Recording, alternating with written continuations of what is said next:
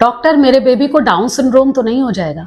आजकल बहुत सारे पेरेंट्स यही सोचकर टेंशन में हैं कि कहीं उनके बेबी में कोई डिफेक्ट ना निकल आए, क्योंकि आजकल लेट मैरिजेस हो रही हैं, लाइफ स्टाइल अनहेल्दी होते जा रहे हैं, लाइफ स्ट्रेसफुल है और हमारे एनवायरनमेंट में चारों तरफ टॉक्सिन्स है। तो ऐसे में जेनेटिक डिजीजेस का इंसिडेंस जो है वो धीरे धीरे बढ़ता ही जा रहा है। तो नमस्कार दोस्तों, मैं हूं डॉक्टर पारुल निगम, आपकी अपनी गायनेकोलॉजिस्ट निगम हॉस्पिटल झांसी से। और आज इस वीडियो में मैं आपको बताऊंगी कि कौन कौन सी ऐसी कॉमन जेनेटिक डिजीजेस हैं जिनको हम प्रेगनेंसी में ही डायग्नोस कर सकते हैं, कौन से ऐसे टेस्ट हैं जो हमको कराना चाहिए, एंड फाइनली क्या इन डिजीजेस को होने से रोका जा सकता है।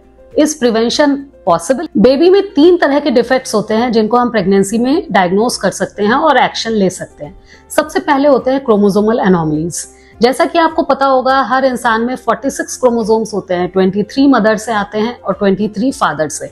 बट कभी कभी जब ये क्रोमोसोम की कॉपी होती है तो उस समय क्रोमोसोम 46 की जगह 47 हो सकते हैं, जैसा कि डाउन सिंड्रोम में होता है, या कभी कभी 46 की जगह 45 हो सकते हैं, जैसा कि टर्नर सिंड्रोम में होता है, जिसमें एक एक्स क्रोमोसोम कम होता है।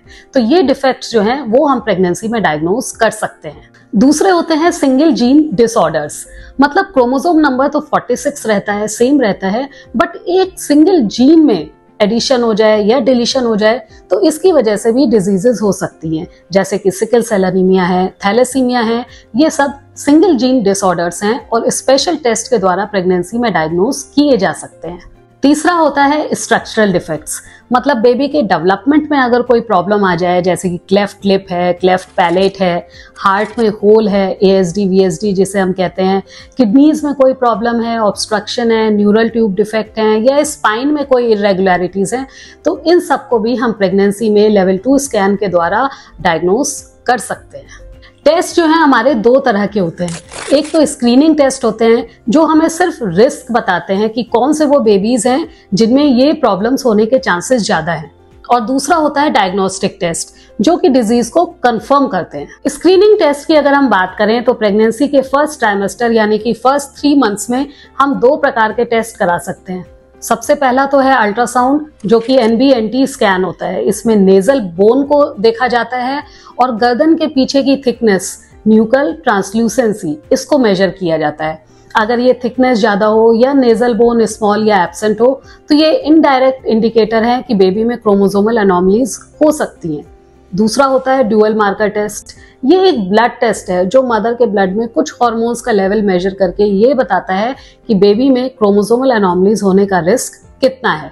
ये दोनों ही स्क्रीनिंग टेस्ट हैं और इनसे हमें सिर्फ रिस्क पता लगता है, कंफर्म करने के लिए हमें फर्दर टेस्टिंग करानी होती है। दोनों में से अगर एक भी स्क्रीनिंग टेस्ट आपका पॉजिटिव आता है या जो इसका कंबाइंड असेसमेंट है वो हाई रिस्क शो करता है, तो ऐसे में फिर हमें फर्दर इन्वेस्टिगेशंस करने की जरूरत पड़ती है। NIPT एक एडवांस टेस्ट है, बट ये भी एक स्क्रीनिंग टेस्ट है। इसमें हम मदर के ब्लड सैंपल में फीटल जो फ्रैगमेंटेड DNA होते हैं उनको डिटेक्ट करके एक आइडिया लगाते हैं कि बेबी में क्रोमोसोमल एनोमलीज हो सकते हैं कि नहीं। इसकी एक्यूरेसी लगभग 99% है, लेकिन अगर ये पॉजिटिव आता है तो इसके बाद भी हमें एक कंफर्मेटरी टेस्ट जैसे कि CVS, कोरियोनिक विलस सैंपलिंग, इसको करने की जरूरत पड़ती है। इसमें हम डायरेक्टली यूट्रस में जाकर बेबी के सेल्स लेते हैं और उसमें टेस्टिंग करके पता लगाते हैं कि वाकई में बेबी में कोई क्रोमोसोमल एनोमलीज हैं कि नहीं। इसके बाद ही कंफर्मेशन हो पाता है। प्रेगनेंसी के सेकेंड ट्राइमेस्टर यानी कि 3 to 6 मंथ्स के बीच में भी हम 2 तरह के टेस्ट करा सकते हैं। अगर फर्स्ट ट्राइमेस्टर में आपके ये टेस्ट स्किप हो गए हैं तो एक और ऑप्शन आपके पास है इनको नेक्स्ट ट्राइमेस्टर में कराने का। सबसे पहला तो होता है एनोमली स्कैन या लेवल 2 स्कैन या टारगेट स्कैन जिसको हम कहते हैं। इसमें क्रोमोसोमल एनोमलीज का तो हमें इनडायरेक्ट हिंट मिल ही जाता है, बट इसके साथ साथ इसमें जो है स्ट्रक्चरल डिफेक्ट्स जो होते हैं, जो मैंने आपको पहले बताए, इन सबको भी इसी लेवल 2 स्कैन में डायग्नोस किया जा सकता है। दूसरा होता है क्वाड्रुपल मार्कर टेस्ट। ये भी एक मैटरनल ब्लड टेस्ट है। इसमें भी हम कुछ हार्मोन्स मेजर करते हैं और इन दोनों अल्ट्रासाउंड, लेवल 2 स्कैन और क्वाड्रुपल मार्कर टेस्ट को हम एक फाइनल रिस्क असेसमेंट तैयार करते हैं। अगर रिस्क लेवल हाई है तो इसके बाद हम स्क्रीनिंग टेस्ट NIPT करा सकते हैं, जो कि एक एडवांस्ड स्क्रीनिंग टेस्ट है, या हम लोग स्ट्रेट अवे कंफर्मेटरी टेस्ट करा सकते हैं जिसको कि हम एमनियोसेंटेसिस कहते हैं। एमनियोसेंटेसिस में हम मदर के यूट्रस में जाकर बेबी के पास से कुछ सेल्स बेबी के कलेक्ट करते हैं एमनियोटिक फ्लूइड से, और उसमें डायरेक्ट टेस्टिंग करके देखते हैं कि बेबी में क्रोमोसोमल एनोमलीज या सिंगल जीन डिफेक्ट्स तो नहीं है। तो बेबी में जो डेवलपमेंटल डिफेक्ट्स होते हैं, शारीरिक विकार जिसको हम कहते हैं, वो तो डायग्नोस होते हैं अल्ट्रासाउंड से, या तो NBNT स्कैन फर्स्ट ट्राइमेस्टर में और या एनोमली स्कैन सेकेंड ट्राइमेस्टर में। लेकिन जो क्रोमोसोमल एनोमलीज हैं उनको हम फर्स्ट ट्राइमेस्टर में और सेकेंड ट्राइमेस्टर में दोनों में डायग्नोस कर सकते हैं। इसके लिए हमें जरूरत पड़ती है screening test, ultrasound blood test की, and finally chorionic villus biopsy और एमनियोसेंटेसिस की। NIPT एक ऐसा हायर स्क्रीनिंग टेस्ट है जिसको हम फर्स्ट और सेकेंड ट्राइमेस्टर दोनों में ही करा सकते हैं। अब सवाल ये उठता है कि क्या इन टेस्ट से बेबी में हर तरह के डिफेक्ट्स या अनोमलीज डायग्नोस हो जाते हैं? नहीं, हर टेस्ट के कुछ लिमिटेशंस होते हैं। इन टेस्ट को यूज किया जाता है कुछ कॉमन क्रोमोसोमल अनोमलीज, जैसे कि आपका डाउन सिंड्रोम है, एडवर्ड सिंड्रोम है या पटाउ सिंड्रोम है, इनको डायग्नोस करने के लिए किया जाता है। स्ट्रक्चरल डिफेक्ट्स भी एक हद तक, एक लिमिट तक डायग्नोस हो सकते हैं। बहुत सारे ऐसे माइनर डिफेक्ट्स हैं जो लेवल 2 स्कैन में भी डायग्नोस नहीं हो पाते हैं। तो इन शॉर्ट, प्रेगनेंसी में स्क्रीनिंग टेस्ट मैंडेटरी हैं, हर किसी को कराना ही चाहिए, बट कंफर्मेटरी या डायग्नोस्टिक टेस्ट उसी को कराना है जिसका कि स्क्रीन टेस्ट पॉजिटिव आए। और सिंगल जीन डिसऑर्डर्स की टेस्टिंग कुछ स्पेसिफिक सेलेक्टेड केसेस में ही कराई जाती है जिनकी फैमिली हिस्ट्री पॉजिटिव हो for certain disorders like thalassaemia, sickle cell anaemia and haemophilia. अब आपके मन में एक सवाल आएगा कि क्या डायग्नोस्टिक टेस्ट जैसे कि एमनियोसेंटेसिस या CVS कराने से बेबी को कोई हार्म हो सकता है या मिसकैरेज का रिस्क बढ़ जाता है?